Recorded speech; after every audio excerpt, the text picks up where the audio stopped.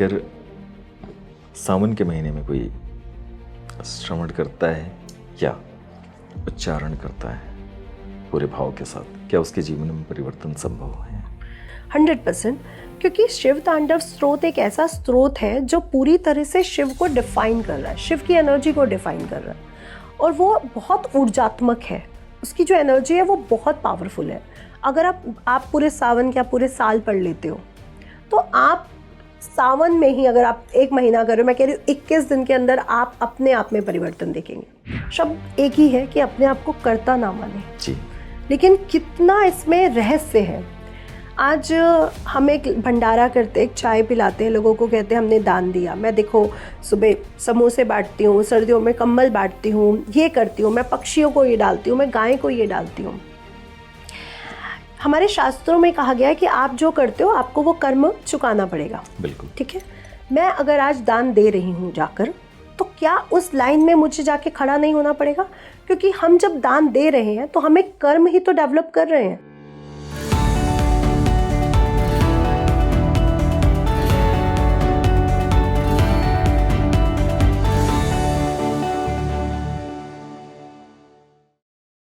मनुष्य जन्म में बहुत सारी गलतियां होती हैं। ये उन गलतियों को प्रक्षालित करने का वक्त भी है, उन गलतियों को समझने का भी समय है। तो मैं अपने दर्शकों को कहना चाहूँगा, आज तो हमारे सामने एक बहुत बड़ी विशेषज्ञ और नहीं, यहाँ पे मैं आपके चीज़ों से एक चीज़ और जोड़ना चाहूँगी कि अपने जन्म नक्षत्र और जन्म नक्षत्र के जो स्वामी हैं उसको भी अगर आप इंक्लूड कर लें अपने जन्मदिन पर, तो एक हमारा कर्म, एक हमारा रिफॉर्म, एक हमारी ट्रांसफॉर्मेशन और एक दान पुण्य और एक हमारा नक्षत्र स्वामी, ये सारा कॉम्बिनेशन जब जुड़ेगा तो वारे न्यारे होंगे। तो इसमें अपने नक्षत्र स्वामी को भी उस दिन ज़रूर इंक्लूड करिए, क्योंकि हम लोग अपने नक्षत्र स्वामी को पूजते ही नहीं हैं। आप साउथ इंडिया देखिए, वहाँ पे हर मंदिर में आपके नक्षत्र को पूछा जाता है। पंडित जी पूछेंगे आपका कौन सा नक्षत्र है, वो आपसे ये नहीं पूछते आपका कौन सा गोत्र है। नॉर्थ में पूछा जाता है आपका गोत्र कौन सा है। तो नक्षत्र वो स्टेज है जो मेरी आत्मा, मेरे मन की जो सबसे डीप कोर स्टेज है कि मेरा जो जन्म हुआ मेरी आत्मा ने, वो जन्म का प्रोस्पेक्टिस क्या था, उसका मैप क्या था, उसको दिखाता है। तो ये बात आपने बिल्कुल सही बोली, हमें क्या क्या करना चाहिए, लेकिन उसके साथ एक इंक्लूड कि नक्षत्र, जन्म नक्षत्र के पूजा को भी जोड़ दो, तो फिर वारे न्यारे। मैं अपने ऑडियंस को सबसे पहले बता दूं, क्योंकि अचानक हमने ये कॉन्टेक्स्ट शुरू किया था। सवाल ये था मेरा कि हमारी बातचीत का हिस्सा था कि जन्मदिन वास्तव में कैसे मनाना चाहिए ताकि हमारे कर्म कटें और भावी जीवन हमारा सुखद हो। बिल्कुल, कहीं हम गलतियां तो नहीं कर रहे हैं अपने जन्मदिन को मनाने में। तो संयोग से आज हमारे सामने नितिशा मैम अवेलेबल हैं, जो एक ये बहुत डीप प्रश्न था जो बातों बातों में निकला और लोगों तक पहुंच रहा है, बहुत बड़ी बात है। और इस प्रश्न का उत्तर भी बहुत डीप है।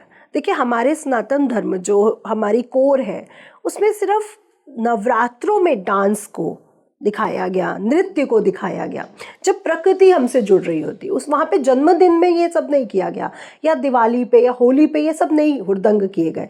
हमने उन फेस्टिवल्स में अपने जन्मदिन पर एक हुड़दंग को और एक एंटरटेनमेंट को भी जोड़ दिया, जो कि एंटरटेनमेंट का दिन ही नहीं है।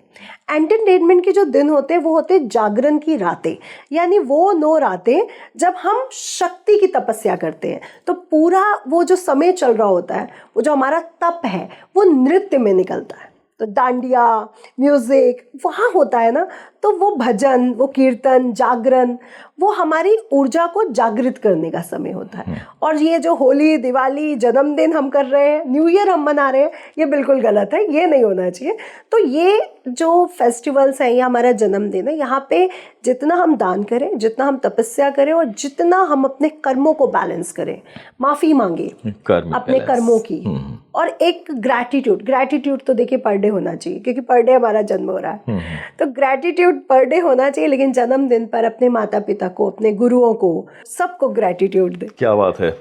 आज मुझे आपसे भी बहुत कुछ सीखने को मिल रहा था, मुझे जाते समय आपको भी ग्रेटिट्यूड देना पड़ेगा। विशेषज्ञों के सामने तो मैं नहीं नहीं, हमें सबसे सीखने को मिलता है। हमारे रंगोली जी छोटी है, सोनी जी छोटी है, लेकिन कई बार ये भी हमें शब्दों में बहुत कुछ सिखा जाती हैं, तो बहुत कुछ हमें सबसे सीखने को मिल रहा होता है। बहुत अच्छा लगता है जब ऐसे मोमेंटम आते हैं कभी। और जब आप जैसे गुरुज और एक्सपर्ट्स एंड मतलब एस्ट्रो विशेषज्ञों से इतने पॉडकास्ट देख देख के तो आप मेरे से बड़े विशेषज्ञ हो चुके होंगे। और आप शक्ति के उपासक हैं, और जिसके पास शक्ति है उसके पास ज्ञान तो आ ही जाता है। मुझे जीवन में दो चीज़ों का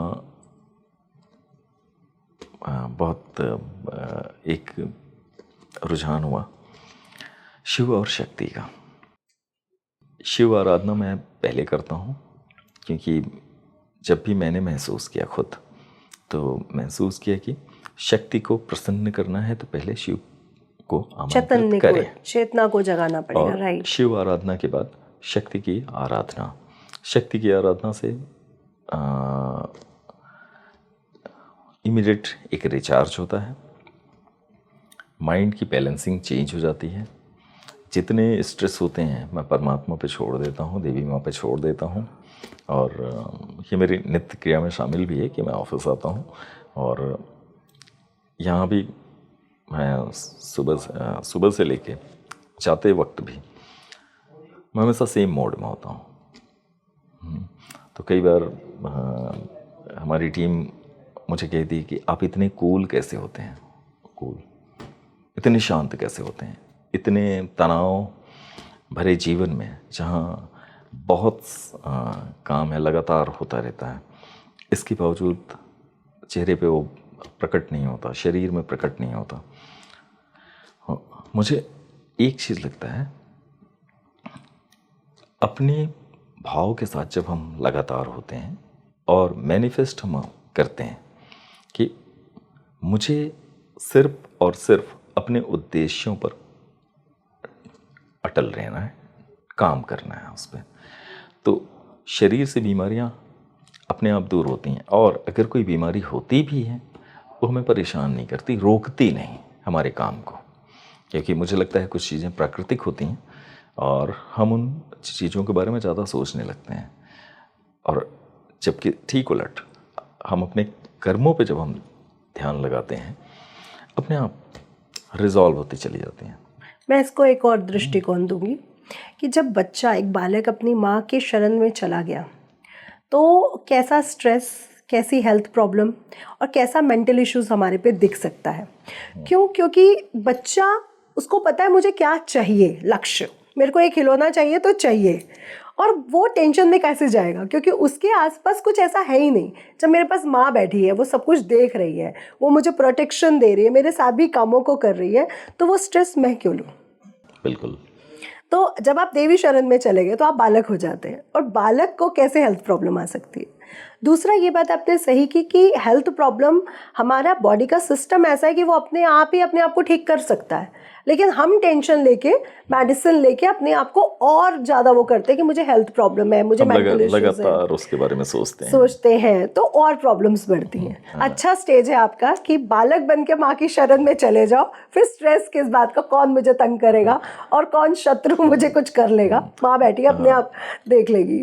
नितिशा, मैं एक चीज़ और सोचता हूँ, सरेंडर ऐसा भाव है ना, जब समर्पण हो गया तो संपूर्ण होना चाहिए, पूरी आस्था के साथ, पूरी निष्ठा के साथ होना चाहिए जी। हमारी निष्ठा में कमी यानी कि संदेह का जन्म, और संदेह का जन्म कृपा नहीं है। सही बात है। संदेह रहित होना, पूरे अगर मैं गीतोपदेश को देखूं तो सिर्फ संदेह रहित होने की बात कही गई है। जब हम प्रथम अध्याय से आरंभ करते हैं जी, और अर्जुन का विषाद योग आता है, चिंताओं से भरा हुआ एक ऐसा व्यक्तित्व जो कहता है कि अब मतलब संसार का सर्वश्रेष्ठ धनुर्धर होकर भी गांडीव मैं उठा नहीं सकता, मेरे हाथ कांप रहे हैं, और जब मैं कमान पे तीर चढ़ाना चाहता हूँ तो मेरी उंगलियां जवाब देती हैं। इस कदर स्थिति होती है। यानी कि सर्वश्रेष्ठ और शक्तिशाली होने के बावजूद कोई व्यक्ति मानसिक तौर पे इतना कमज़ोर हो जाता है, इसका पूरा समाधान गीता में। उसी संशय को दूर करने के लिए इतने इतने चैप्टर्स तक कि 11वें अध्याय तक श्री कृष्ण को अपना विराट दर्शन कराना पड़ता है। 10वें अध्याय में पूरा अपने स्वरूपों का भान कराना पड़ता है कि जो तुम देखते हो मैं हूँ, जो भी सर्वश्रेष्ठ है वो मैं हूँ। तो चाहे वो पदार्थों में हो, चाहे वो पक्षियों में हो, चाहे वृक्षों में हो, चाहे जीव जंतु में हो। और अंतिम तौर पे आखिर में जब अर्जुन को ये बात समझ में आती है कि युद्ध हो या निर्णय, समर्पण पे जाना होगा और बिना समर्पण के क्लैरिटी नहीं आएगी। तो मुझे लगता है कि भगवत भाव अगर हमारे अंदर जागृत हो जाता है, वास्तव में जागृत हो जाता है, तो हम समस्त चिंताओं से मुक्त हो जाते हैं। अब मैं ये कहूँगी कि भगवत और भगवती को समझना, आप उसको समझाने का स्टाइल कुछ भी हो, लेकिन बेसिकली समझाया तो आपके डिवोशन को ही जा रहा है। और जब बालक में डिवोशन आ जाता है ना, क्योंकि बालक में डिवोशन है, उसको पता है कि मुझे माँ पे ही बिलीव करना है, मेरा कोई सगा साथी नहीं है। अगर मेरी माँ बैठी है तो वो मेरे हर चीज़ को देख लेगी, मुझे भोजन भी कराएगी, मुझे वस्त्र भी पहनाएगी, मुझे शत्रुओं से भी बचाएगी, मुझे शिक्षा का अध्ययन भी करवाएगी और मेरे हाथ से गलत डिसीजन नहीं होने देगी।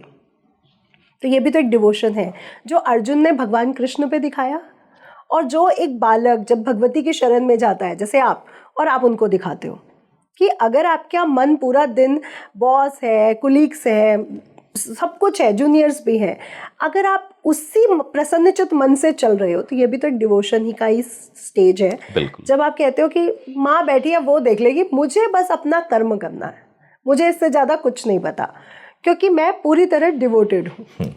तो आप अर्जुन हैं जो पूरी तरह से भक्त बन चुके हैं, जो पूरा डिवोशन दे चुके हैं भगवान श्री कृष्ण को या भगवती को।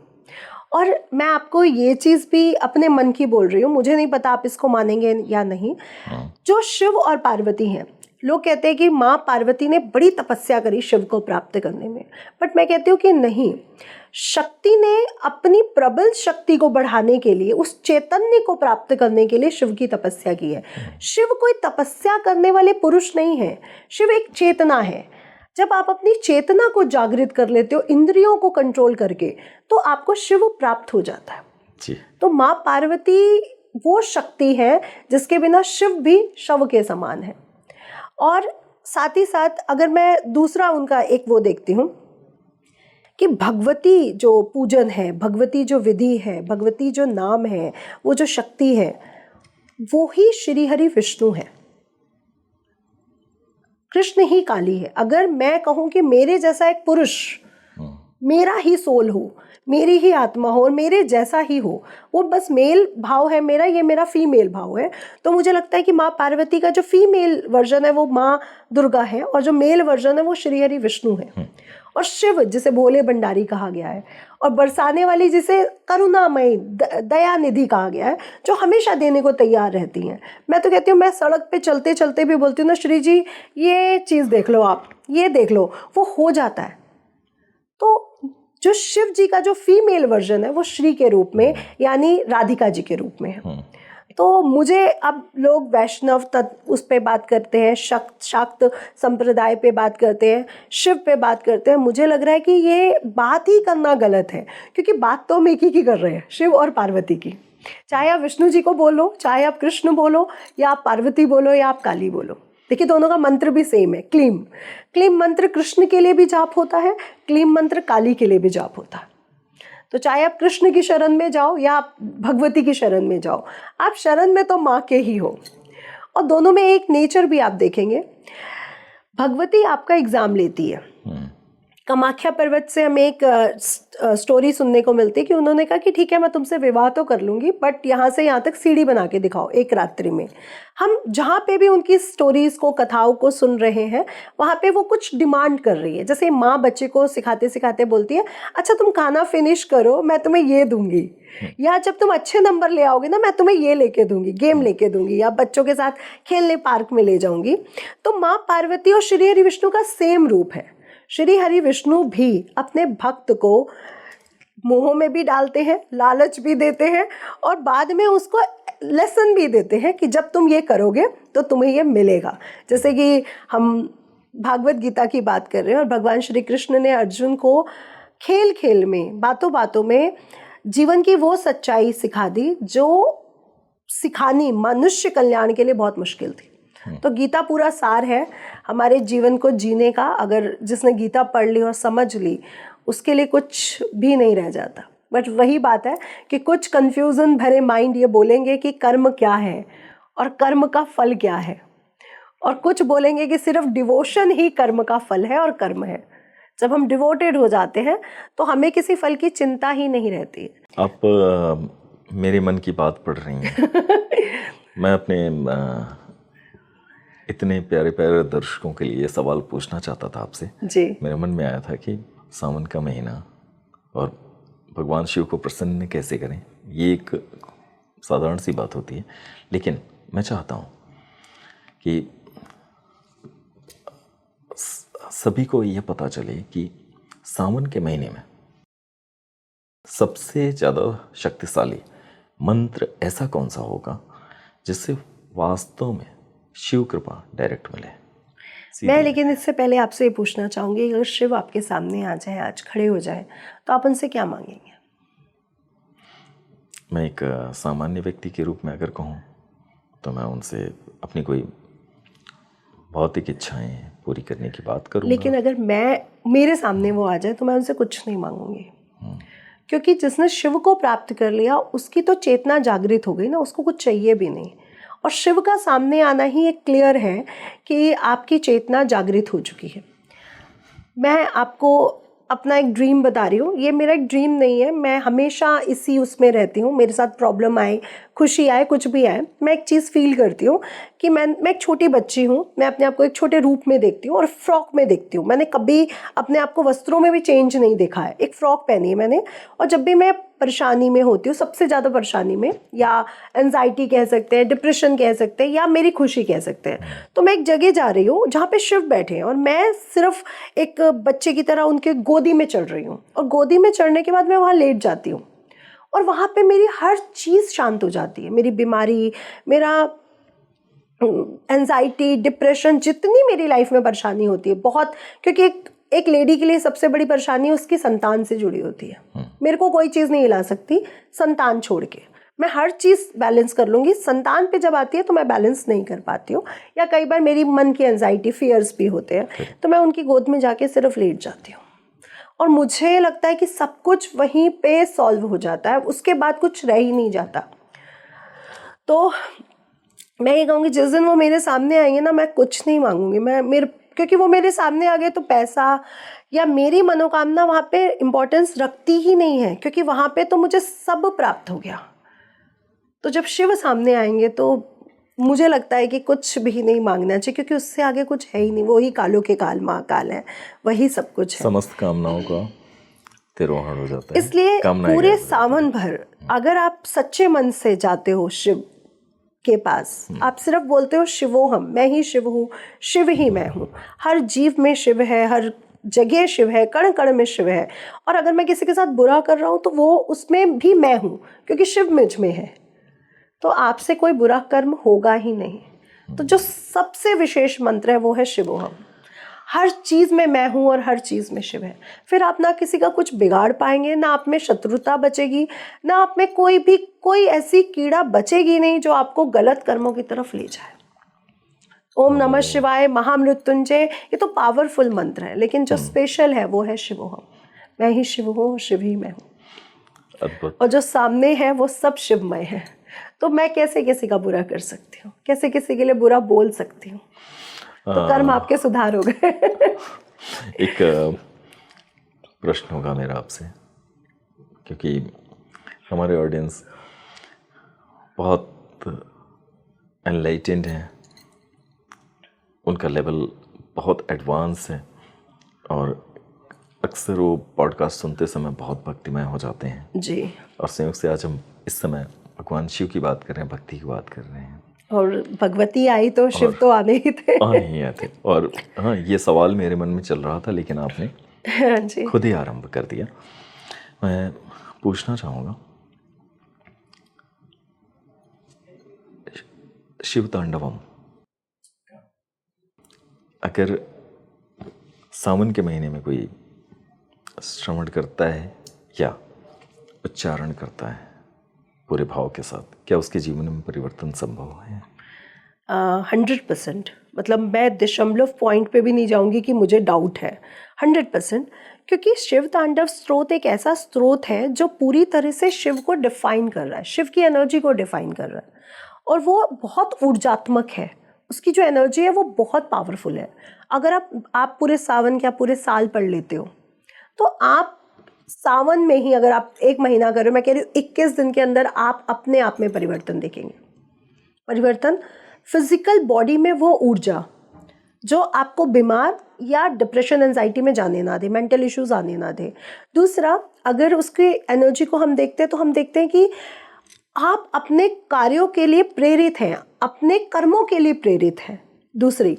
तीसरी चीज़, आपके अंदर इच्छा धीरे धीरे समाप्त होने लगेगी क्योंकि इच्छाएं प्राप्त हो रही हैं। मोक्ष की अगर बात की जाती है तो मैं मोक्ष को ऐसे नहीं मानती कि जिससे मेरे अंदर इच्छा खत्म हो जाएगी। मैं कहती हूँ मोक्ष तब आता है जब मुझे सब चीज़ें मिल जाएंगी। तो जब सब मिल गया तो फिर इच्छा किस चीज़ की?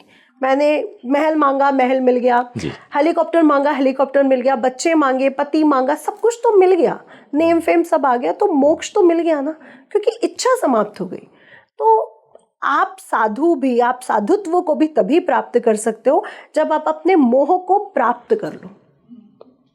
इसलिए मैं सबको कहूँगी पहले गृहस्थी बनो, पहले गृहस्थ जीवन में जाओ, हर इच्छा को अपने मन में लाओ और उसको पूरा करने के लिए लक्ष्य प्राप्त करो। जब वो पूरा हो जाए तब आप मोक्ष यानी साधुत्व आप में आता है।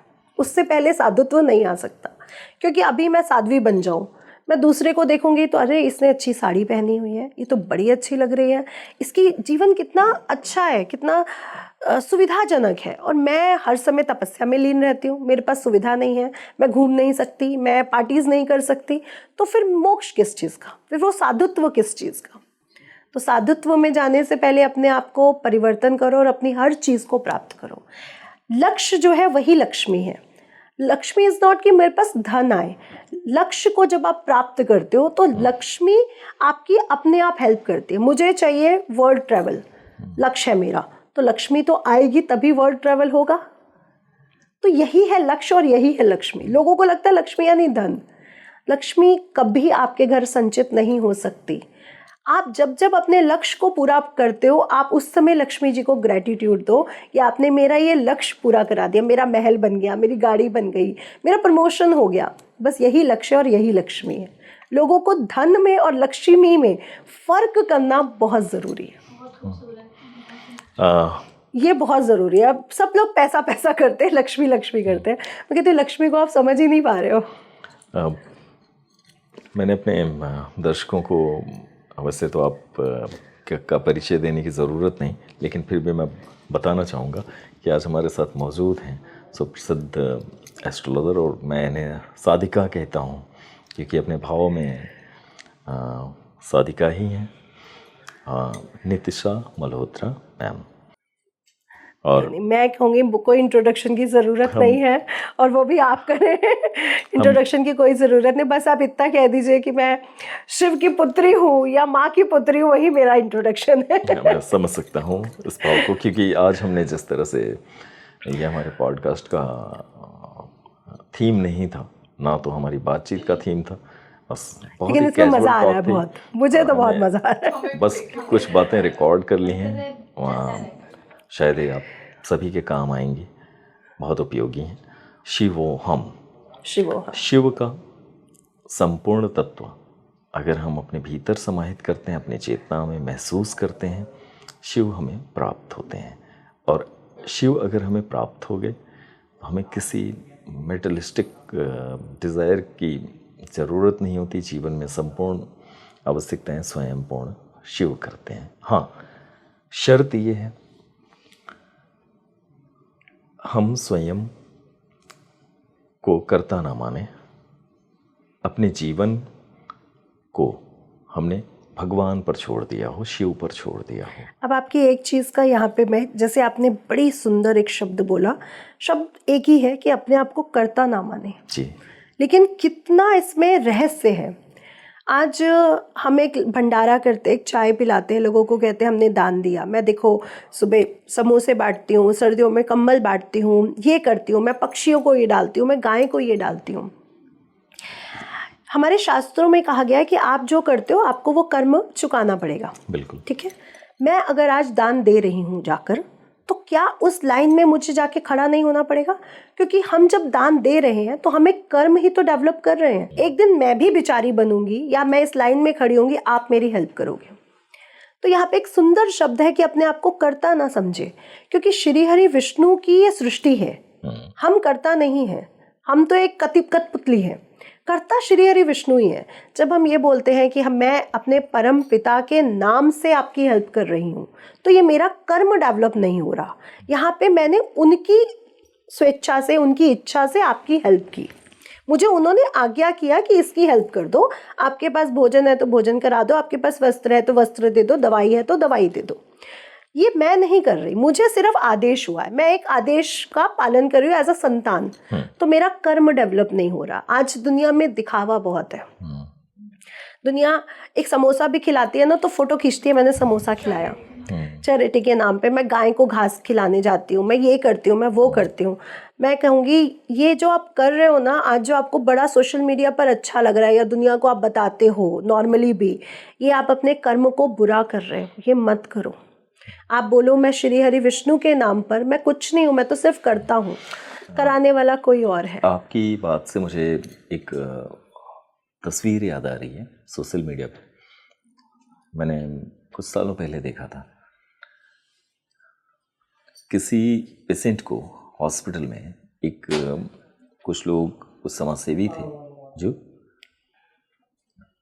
फल दान दे रहे हैं और थोड़े से केले थे 2-4, लेकिन उस केले को उस पेशेंट यानी कि रोगी तक पहुंचाने के लिए जितने लोगों की फ़ोटो, जितना हुजूम था, आई थिंक उसमें 25 या 30 लोग थे और वो केले तक पहुंच भी नहीं पा रहे थे, लेकिन उस केले के साथ मरीज को देते हुए फ़ोटो में आना चाहते थे। जस्ट ये भाव, मैं उसकी बात कर रहा हूँ कि जब भी हम कोई दान देते हैं, या इसलिए गुप्त दान का विधान है। ये शास्त्रों में मेंशन है कि राइट हैंड से आपने किसी को दिया तो लेफ्ट को ना पता चले। और आज हम लोग बोल के अपने कर्मों को कितना बिगाड़ रहे हैं, और लोग कहते हैं कि हमने कुछ नहीं किया। मैंने कभी किसी का बुरा नहीं किया। आज देखो मेरे घर दरिद्रता आ गई और मुझे मांगना पड़ रहा है। मैं कहती हूँ आपने कुछ नहीं किया, आपने वो जो दिखावे को भी किया ना, क्योंकि आपने श्री हरि विष्णु को ही खुद मान लिया कि मैं ही श्री हरि विष्णु हूँ, मैं ही पालनहारा हूँ, मैं ही आपको रोटी खिला रहा हूँ, मैं ही आपको वस्त्र दे रहा हूँ। जब आप अपने आप को श्री हरि विष्णु का दर्जा दे दोगे तो फिर ये तो होगा ही, क्योंकि पिता तो बालक को दिखाएगा कि पिता तो मैं ही हूँ बेटा, चाहे तुम जितने मर्जी जन्म ले लो, पिता तो मैं ही रहूँगा। तो कभी भी अपने आप को ये ना बोले मैं करता हूँ, मैंने ये किया। हमेशा बोले मैं तो सिर्फ एक कठपुतली हूँ, जो परम पिता आदेश देता है मैं वो कर देता हूँ, निमित्त मात्र। तो मैं कभी अपने सोशल मीडिया पर ये नहीं कहती कि मैंने ये किया, या पिक्चर, मैं अभी गुप्त नवरात्रे निकले, मैंने कोई पिक्चर अपलोड नहीं करी, क्योंकि मेरे गुरु ने एक चीज़ बोली, आप साधना में हो ना तो ये मत बोलो कि मैं साधना कर रहा हूँ या कर रही हूँ। अपनी साधना को जितना गुप्त रखोगे उतना आप देवी के करीब जाओगे। तो कभी दान और साधना, इनफैक्ट अपने मंदिर की पिक्चर, मैं पहले अपने मंदिर की पिक्चर, अपने ठाकुर जी की पिक्चर डेली डालती थी। डेली उनका श्रृंगार हुआ, वो सुंदर लगे, और डेली एक पिक्चर खींची और डाल दी। अब 2 सालों से मैंने उनकी एक भी पिक्चर नहीं डाली है, क्योंकि मुझे लगता है कि मुझे प्रेम को, जो मेरा रियल प्रेम है, क्योंकि बच्चों के साथ भी कहीं ना कहीं लालच है, जुड़ा हुआ है, वो मेरी बुढ़ापे में सेवा करेंगे। माँ के साथ भी लालच जुड़ा है, पति के साथ भी कुछ जुड़ा है, लेकिन उसके साथ कोई लालच नहीं जुड़ा। वो तो एक समर्पण है कि आप बैठे हो ना, सब ठीक ही होगा, जो भी है आप बैठे हो देख ही लोगे, मुझे कुछ नहीं करना, तो जो आप कर्म बोल रहे हो मैं बस वो कर रही हूँ। तो आज के बाद जो भी ये संवाद सुन रहे हैं, कृपया अपने लेफ्ट हैंड को, अपने दिमाग को भी ना पता चलने दे कि आपने किसी की हेल्प की है। और हेल्प हमेशा घर से शुरू करें, क्योंकि आपके घर में आसपास बहुत से ऐसे लोग हैं जिनको हेल्प की ज़रूरत है, चाहे वो मेंटली है, चाहे वो फिजिकली है, चाहे वो भौतिकता से है। लेकिन हम लोग क्या करते हैं कि रिश्ते अच्छे नहीं होते, रिश्तों में चालाकियां हैं और हम उनकी हेल्प नहीं करते हैं। अगर हमें किसी रिश्ते में बांधा गया है तो उसका कोई तो रीज़न होगा, कोई तो मेरा कार्मिक पैटर्न कहीं ना कहीं जुड़ा होगा, वो मेरा रिश्तेदार बना। ऐसे तो कोई आत्मा हर घर में जन्म नहीं ले रही है, इसलिए उनकी चालाकियों को पीछे छोड़ के आप सिर्फ ये समझो कि मुझे आदेश आया अपने परमपिता का, मेरी माँ ने बोला है जाओ उसको ये दे दो, इससे ज़्यादा कुछ मत सोचो।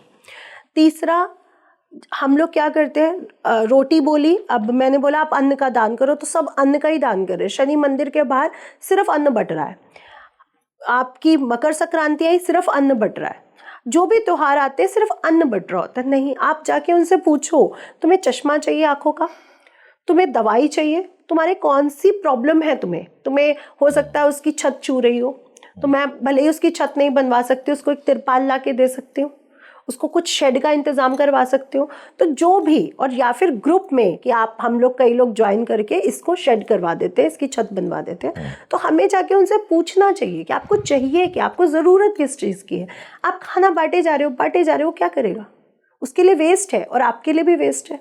इससे अच्छा तो जीव जंतुओं को खिला दो, उनको बांटने से अच्छा। तो लोगों को अपने कर्म सुधारने के लिए ये नहीं कि हमें बुरा नहीं करना है, आपको अपने पर डे की छोटी छोटी बातों को भी सोचना पड़ेगा। मेरी मदर ने कुछ बोला और मैं इरिटेट होके बोल रही हूँ, मम्मी अभी नहीं बात करो, मैं बहुत थकी हुई हूँ, ये मेरा कर्म नहीं खराब हुआ। अब मैं फिजिकली मेंटली सोचा जाए तो माँ ही तो है, नॉर्मली तो बोला है मैं थकी हुई थी, नॉर्मली तो बोला, लेकिन मेरी माँ का तो मन 1% दुखा होगा ना, भले उसने मुझे माफ कर दिया होगा दूसरे क्षण, लेकिन वो पहला क्षण जब वो सुनेगी उसका मन दुखेगा। जब मैं अपने बच्चे को बोलती हूँ अभी मैं थकी हूँ, मैं तुम्हारे लिए रोटी नहीं बना सकती हूँ, तो मेरे बच्चे को उसी क्षण, पहले क्षण ये फील होता है कि मेरी माँ ने मुझे मना किया। भले दूसरे क्षण वो समझ जाए कि हाँ वो सच में थकी है, मुझे इनको नहीं बोलना चाहिए, लेकिन पहले क्षण वो यही कहेगा कि देखो मेरी माँ ने मुझे मना कर दिया। और यही होता है हमारी पूजा में कि हम माँ से हर दिन कुछ मांगते रहते हैं, लेकिन माँ तो पूरी सृष्टि को दे रही है, वो भी तो थकी हो सकती है। तो हमें भी थोड़ा पेशेंस रखना चाहिए कि हाँ माँ अभी वस्त्र चेंज करेगी, अपने स्टेट ऑफ माइंड में आएगी और हमें वो चीज़ देगी। तो थोड़ा सा प्रतीक्षा हमारे अंदर भी होनी चाहिए। और अपने कर्मों को, छोटे छोटे कर्मों को संभालें, बड़े कर्मों को संभालने से कुछ नहीं होगा। बड़े कर्म तो हर अच्छा इंसान संभाल लेता है, हर अच्छा इंसान छोटे कर्मों को नहीं संभाल पाता। कि आज मेरी पत्नी का मन था घूमने का और मैं उसको बोल दिया कि आज मैं देर से आ रहा हूँ, और मैंने उसका मन कहीं ना कहीं दुखाया, भले ही उसने मुझे दूसरे क्षण माफ़ किया। तो जब भी आप लेट घर पहुँचो, चलो आइसक्रीम ही खा के आते हैं, एक वॉक ले लेते हैं। तो आपको हर एक छोटी चीज़ पर ध्यान देना चाहिए, बड़ी चीज़ों पर। कार्मिक अलाइनमेंट, लोग बड़ी चीज़ों पर ध्यान देते हैं जबकि हम लोग छोटी चीज़ों को भूल जाते हैं। लोगों की भावनाओं को हर बार हम दुखाते हैं, हाँ, छोटी दिल छोटी दुखाने की बातें। मुझे लगता है मैं सबसे ज़्यादा अपनों का दिल दुखाती हूँ, क्योंकि बाहर वालों की तो हम पूरी कर देते हैं, सुन भी लेते हैं। सबसे ज़्यादा एक अच्छा इंसान अपने घर वालों का दिल दुखाता है। करेक्ट। तो अब हमें उस पर भी ध्यान देना चाहिए। कितने सुंदर विचार और ज्ञान की बातें। सबसे बड़ी बात है, मैं कहूँगा काम की बातें। आप इस आज हम जो पॉडकास्ट कर रहे हैं, मैं एक मैसेज देना चाहता हूँ अपने ऑडियंस को। स्पीकिंग ट्री का पर्पस सिर्फ और सिर्फ विशुद्ध जो आपके काम की बात है वो पहुँचाना है, सनसनी क्रिएट करना बिल्कुल नहीं। अगर हम कहते हैं कि हम आध्यात्मिक मंच हैं, आध्यात्मिक प्लेटफॉर्म है, स्पिरिचुअल विचारधारा को आप तक पहुंचाते हैं, तो जिस स्पिरिचुअलिटी की बात हम करना चाहते हैं वो सिर्फ और सिर्फ जीवन जीने का सही तरीका है, हमारे कर्मों का रिफाइनमेंट है, हमारे कर्मों का अलाइनमेंट है, और किसी भी तरह के ग्लानि और अपराध भाव से मुक्ति, ताकि एक सुखद संसार बने, सुखद जीवन बने। और संयुक्त से मैं अपने किसी पॉडकास्ट में मैंने कभी ऐसा बोला नहीं, लेकिन मुझे लगा आज ये एक सही मौका है आप तक अपनी बात पहुंचाने का। इतने सारे पॉडकास्ट आपने हज़ारों स्पीकिंग ट्री के देखे हैं, अलग अलग विषयों पर, अलग अलग मुद्दों पर जो एक्सपर्ट्स अपनी पूरी तैयारी करके आते हैं। होस्ट की भी अपनी जो पूरी तैयारी होती है, हमारे एंकर्स बहुत मेहनत करते हैं। इन सभी बातों को आप तक पहुंचाने का हमारा मकसद सिर्फ और सिर्फ एक होता है कि जो सार्थक संवाद है वह स्थापित हो और हम सभी के जीवन में सुधार आए। जिन समस्याओं में हम चल रहे हैं, जिन हम आज के इस फास्ट पेस्ड लाइफ में हम जितनी प्रॉब्लम्स को झेल रहे हैं, उन प्रॉब्लम्स को दूर कर पाएँ।